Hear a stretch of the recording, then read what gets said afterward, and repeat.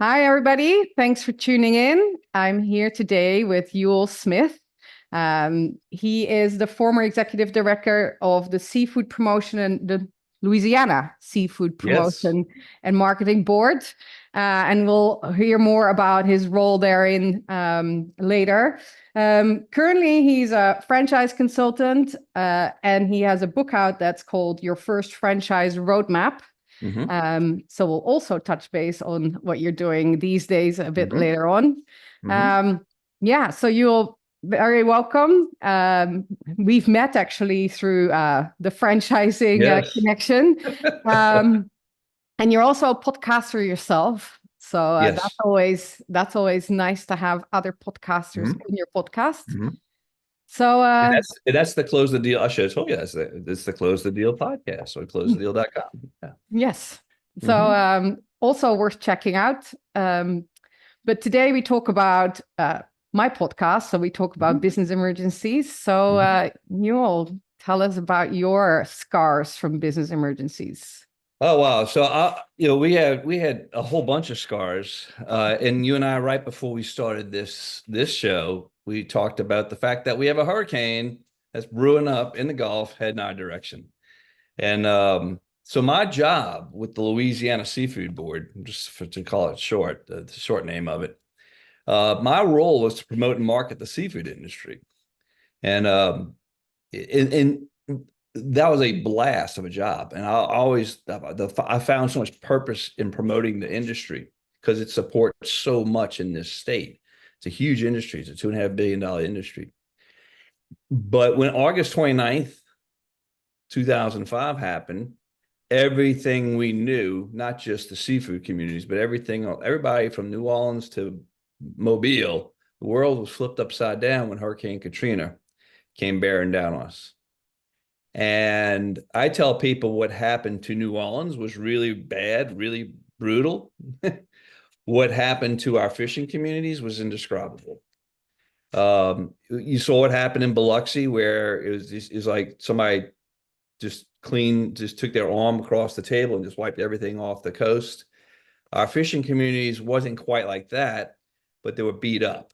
I mean, everything was destroyed. There were 60,000 recreational vessels washed up on land. There was 3,000 commercial vessels, which are practically ships, washed up on land. And between Katrina and Rita, we were the first people to get to DC within 2 weeks of Katrina. While we were in DC, walking the hill, we even beat the oil and gas industry to DC to walk the hill itself. And while our last visit was with NOAA, the National Oceanic Atmospheric Administration, they're the ones that monitor all the weather and the seafood fisheries for the U.S. Our last visit was with them. And while we were in their office with the head guy, his assistant comes in and lays a piece of paper on the table and says, "I've got some bad news for you all. It's just me, my chairman, him, and that's it." And the bad news was it was Hurricane Rita. And we're like, "You joking, right?" And sure enough, within about 2 weeks of us returning, that storm had brewed up, and they predicted it just the way they actually got that prediction pretty dead on. And sure enough, it hit the western side of our state in Cameron Parish, and it wiped out a community of 10,000 people. There was one building, one structure left, an old courthouse, concrete walls as thick as your desk.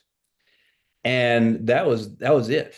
And that was our other fishing community. So between Katrina and Rita, we'd lost, the nation, I should say, lost 3 of the largest fishing docks in the U.S. So how do you begin recovering from that, right? Well, the first thing, there's so many challenges with something like this. I mean, every fisherman has a story. Every citizen, every person who lives in New Orleans or Biloxi has a story, multiple stories. And I mean, I could go on for days with fishermen's stories. But so how do you recover? Well, we're trying to figure things out, how to recover. We're up in DC doing our thing to begin the process for legislative support. And you might remember this. There, when the national when the Corps of Engineers finally figured out how they're going to get the water out of New Orleans, they called it dewatering the city with the gigantic pipe that they put over the levee system here, and they dumped it into Lake Pontchartrain. Well, that was a great solution because it worked. But a professor from Texas at that moment, we were about 3 weeks in, I guess, 4 weeks in when that happened. I can't remember exactly. And the professor from Texas called our waters toxic soup.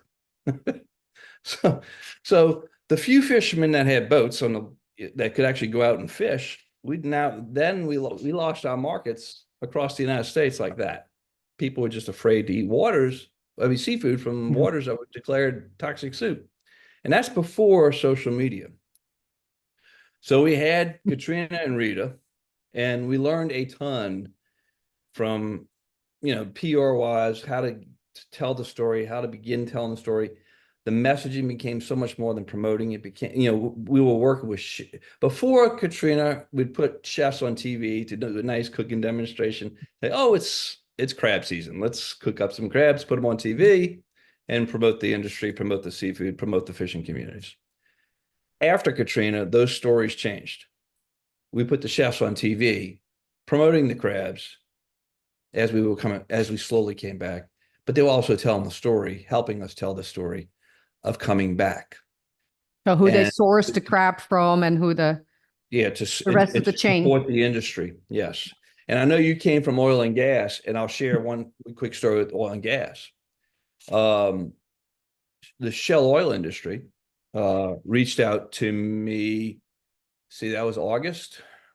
By October, I think it was October, November.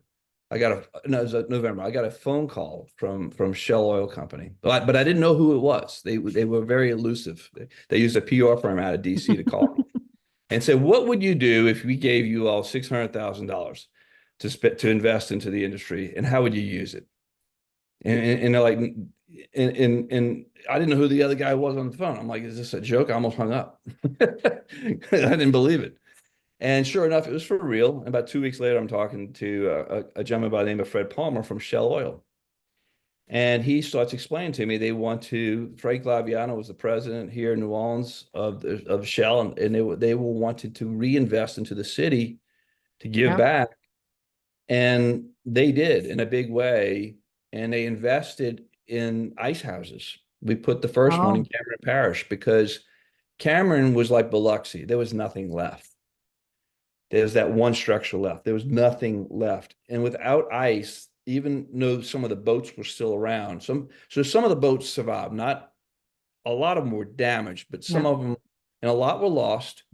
But there were a lot of fishermen that could still go out and fish because they did have their boat. And in that side of the state, they didn't have as much PR issue because of, people weren't thinking toxic soup when 3 hours away from in the lake.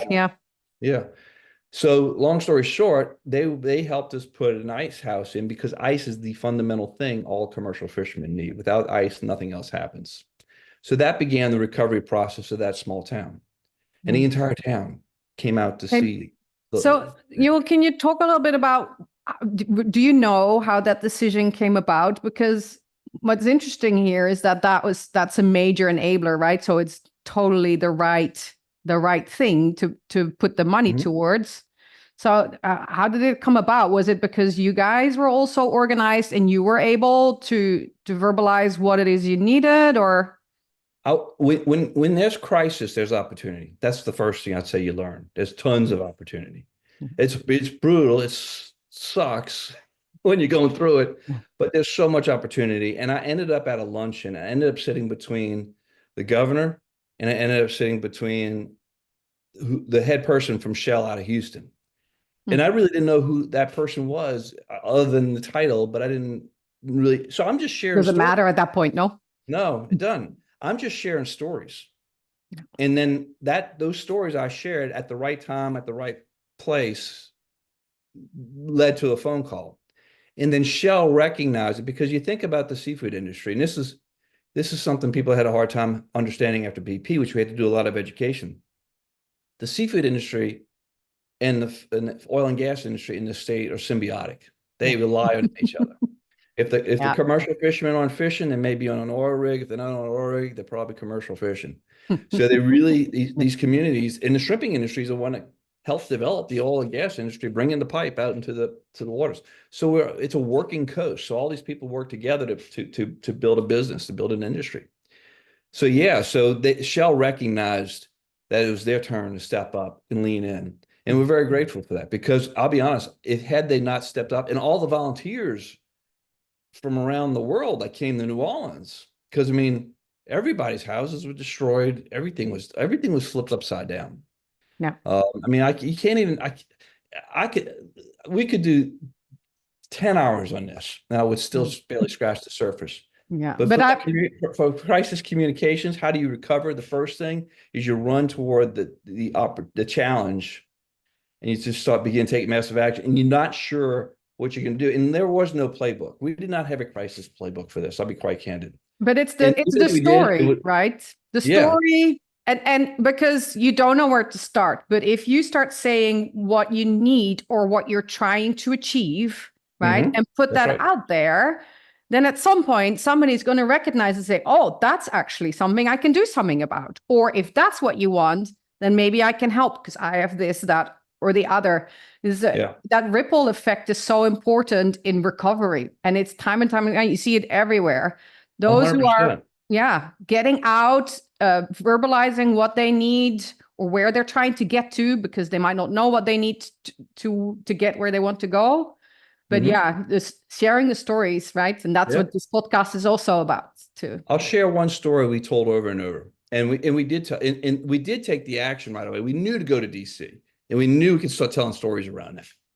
But we still, I mean, it was trying to wrap our heads around this. It was so massive, it's hard to even comprehend.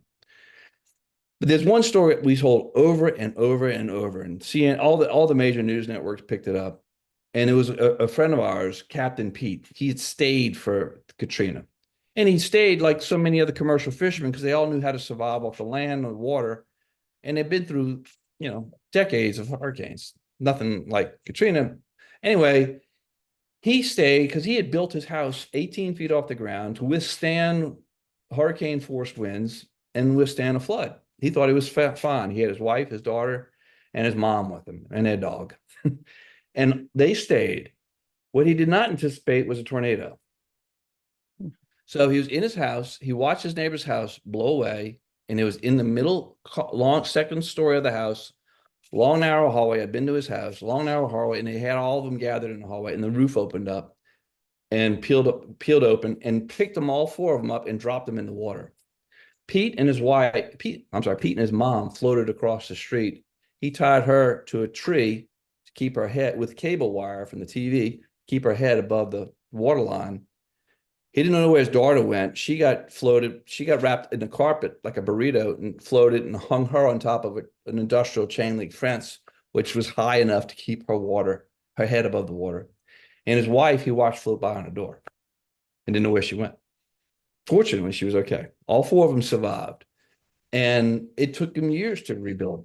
I mean, he lost everything. This for context, just that one person you can multiply times thousands. Yeah. He lost his home, his boats, his cars, his fishing gear, his livelihood. Everything was wiped out. He had to start back over completely from scratch. And starts over from scratch, being also severely traumatized, right? And the whole emotional turmoil 100%. And the whole... Oh, you can feel it in the city right now. When they announced that we have a Cat 1 coming here, even though it's a Cat 1, everybody just kind of went, oop, And if it's a 3, we really, you can feel the PTSD in the city. Oh, it was even on the anniversary of Katrina, right? A couple of weeks ago, we'd been having good weather, and somehow that day was pretty awful, right? It was windy and lots of rain and stuff, and it was already not a good day, but that kind of really didn't help either. Yeah, you can feel it. Yeah. So we go through all that process. We had Katrina Rita. 2 years later, we had Gustav and Ike, which were actually pretty severely devastating as well. Didn't make as much national news, but to our seafood industry, it was a 1-2 punch right up the middle of the state, hitting all the processors. We take out the processors, the fishermen don't have a place to bring the seafood. No. So we had to go through that. Now, the city of New Orleans, after 2 years of going at it, everybody kind of breathed deep and looked up and like, oh my gosh, not much has changed. It took us about 4.5 years before we start really seeing change. And then in 2009, this was the turnaround for us, the mental turnaround. Super Bowl, Saints won their season to go to the Super Bowl. And then we had the Super Bowl in February of 2010. Yes. In 2010, Drew Brees holds up the trophy, and we are back. We are back mentally. The city's back. The tourism's has come back. Infrastructure's still beat up to hell, but it was coming back. You could see progress now. And our fishing communities were back pretty much full time, back beat up to hell, but still they're back functioning. Okay. And they're starting to grow again. Billions of dollars of sales coming back, and the PR to do that, and to turn around the negative perception thanks to the toxic soup thing. It took us 2 years to turn that around. Yeah. And that was a ton of messaging to educate people. So Super Bowl, we win in February, and 2 months, February, March, April 20th, the Deepwater Horizon explodes on a Tuesday. That Friday, I'm looking at this thinking to myself, this is not going to be good. And not knowing how bad it was going to get. I just knew it wasn't good. And that Friday, I'm at the gym late. I was off that day. And I'm at the gym at 10 o'clock in the morning. I'm watching on the machine, the elliptical, and I'm looking at the TV screen in front of me, and they show the rig sinking. When that rig went down, I'm like, oh, that's really, really bad. So that weekend was eerily quiet. Nobody knew what to think. That Monday morning, I called the governor's office. I called the Secretary of Wildlife and Fisheries. This is a phone call. These are phone calls I won't forget. They told me to shut up. They were more concerned about the oil and gas industry at that point, trying to figure out what to do to appease them. And I'm like, this is bad. They're like, you be quiet.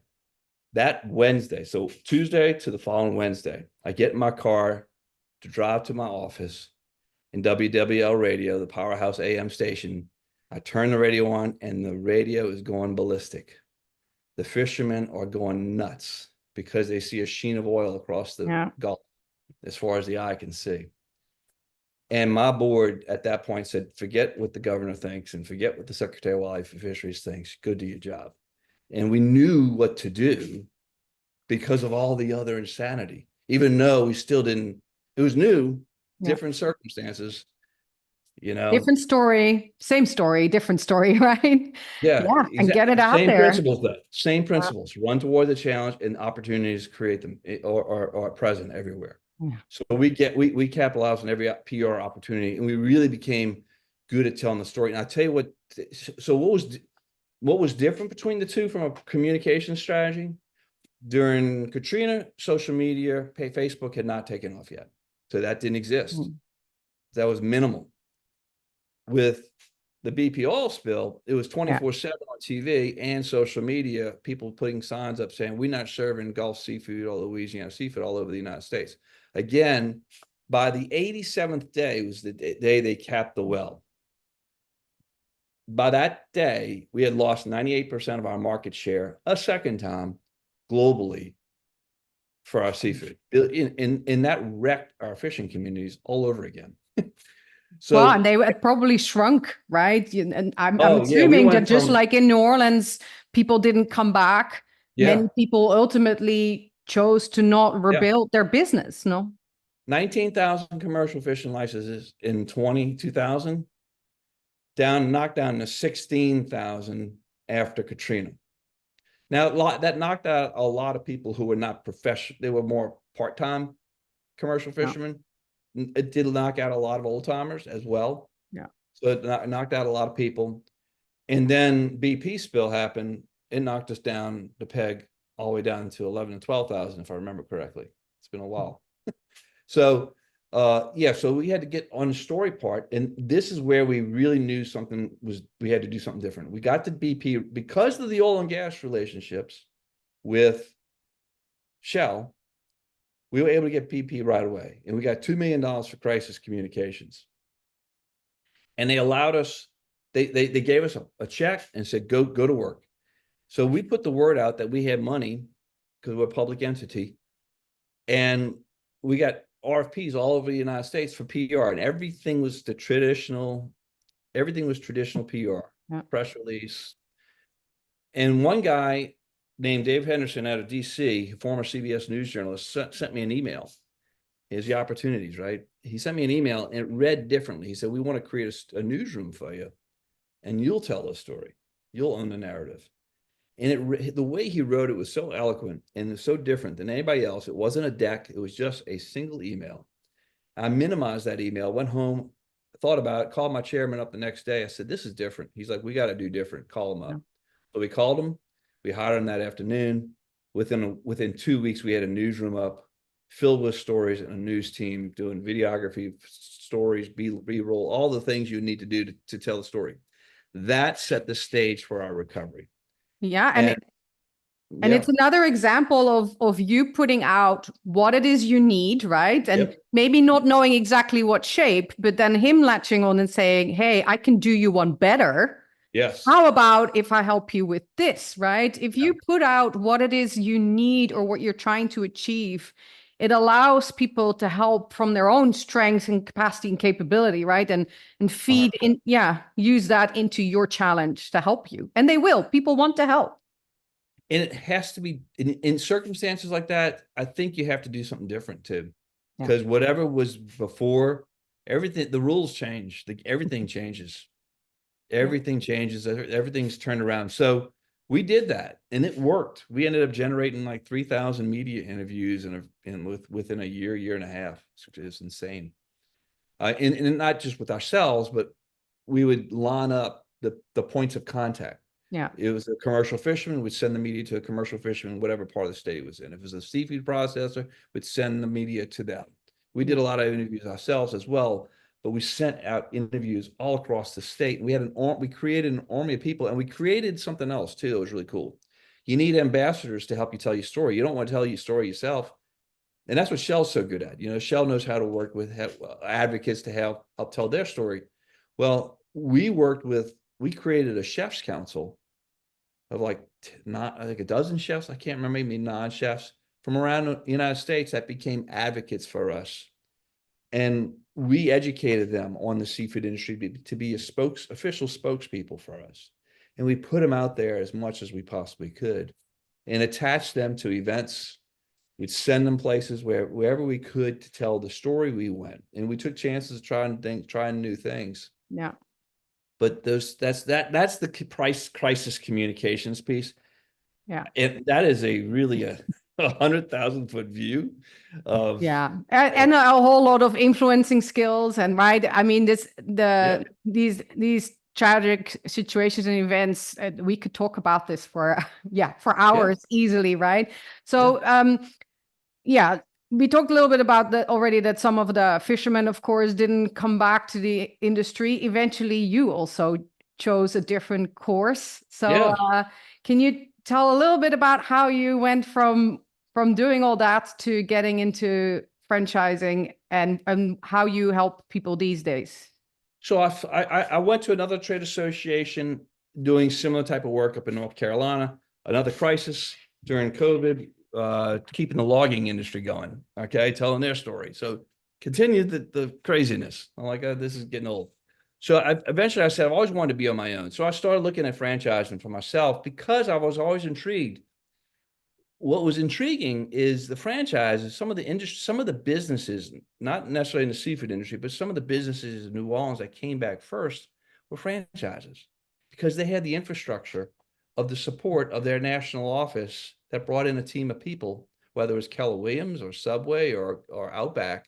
I mean, Outback rolled in with 18-wheelers of equipment and trailers I mean, it was like an army of people to come in and help.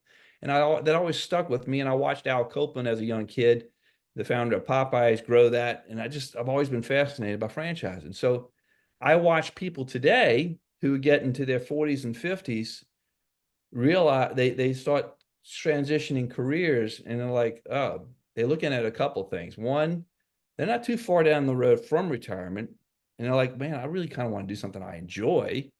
or they've gotten squeezed out. Ageism, people realize ageism becomes very, very real, or it's just time, or they're looking at their retirement and they're like, oh my gosh, what I'm doing now is not going to get me to where I need to be. So Well, those, or working for a boss. well, that's a huge thing. Inevitably tends to get old at some point. Yeah, and they want to be their own boss. So Yeah. those are the big variables. Being a boss is a big, big deal. People want to take control of their time. Yeah. And look, it's not easy. Look, none of what we went through, working for somebody else or representing an industry or working for somebody else is not easy either. And there's a risk with that. And there's also a risk with going in your own thing. So that's what I help people today with now is exit the corporate world or transition out of it or work. Some people will transition, get into a franchise and keep their job. And then I also work with veterans as well, which I love because that the veterans piece, 1 out of 7 franchises in the US is owned by a veteran. And there's a good reason for that. It's called systems and processes. And people think, okay, how do I get into franchising? I don't know anything about whatever the widget is. Pick the widget, whether it's food, home services, beauty, automotive. There's 300 different industries. Whatever that widget is, they can be taught if they've got that level of experience, 15, 20 years of work experience, they can easily be taught. 10 years, they can be taught. So that's what the beauty of franchising, the systems and processes plus the playbook. And you got the support of the franchising system and the fellow franchisees of a particular brand to work together, to collaborate, to go through the challenges together. Yeah. You're not by yourself. So if after hearing your talk, people are like, I want to know more about this guy and I want to know more about franchising or what he can do, or where do people find you? Well, they can find me at yourfirstfranchise.com. Yourfirstfranchise.com. If they go to yourfirstfranchise.com/roadmap, they can grab a free copy of this book, Your First Franchise Roadmap. And I'll send them a free copy of that. If they want a paperback version, it's on Amazon. 100% of the proceeds. This is what you learn from doing outreach and giving back is you give back. So 100% of the proceeds when people buy the book is going to go to Make-A-Wish to help those kids in need. And it's just, I believe in it 100% because all I've ever done is work with entrepreneurs. And now I help people become entrepreneurs. And that's what I've done myself the past 3 years. Cool. Very cool. Yeah. So we will also put all of Ewell's information in all the show notes. So wherever you're listening to this podcast, you can find in the comments information. And we can easily talk another 1,700 hours about all these subjects. But yeah, and I appreciate you having me. This has been great. Thank you. Yeah, it's probably not the last time the industries we talked about are going to get hit. I hope the one that's coming at us treats us gently. And that's all we can do, right? Hope. And then we'll dive in the aftermath with whatever it needs. So before we close out, any wisdoms to close out with? Any chaos theories to share with the listeners? Yes. Okay. So if you my chairman, one of my chairmen, I had a few chairmen, he said something that I've always stuck with me.